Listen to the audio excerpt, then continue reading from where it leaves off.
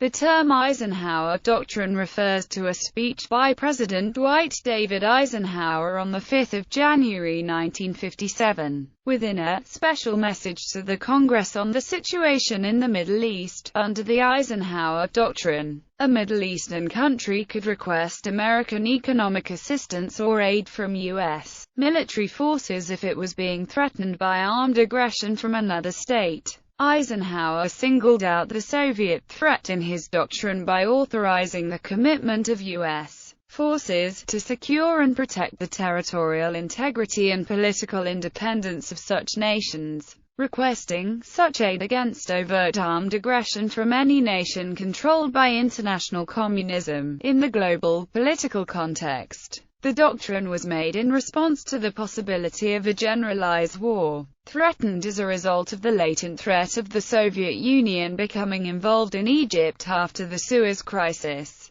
coupled with the power vacuum left by the decline of British and French power in the region after the U.S. protested against the conduct of their allies during the Suez War. Eisenhower felt that a strong position needed to better the situation was further complicated by the positions taken by Egypt's Gamal Abdel Nasser, who was rapidly building a power base and using it to play the Soviets and Americans against each other, taking a position of positive neutrality, and accepting aid from the Soviets. On the regional level, the intent was that the doctrine would help to provide the independent Arab regimes with an alternative to Nasser's political control, strengthening them while isolating communist influence through isolation of Nasser. The doctrine largely failed on that front, with Nasser's power quickly rising by 1959 to the point where he could shape the leadership outcomes in neighboring Arab countries, including Iraq and Saudi Arabia. In the meantime, Nasser's relationship with the Soviet leaders deteriorated, allowing the U.S. to switch to a policy of accommodation.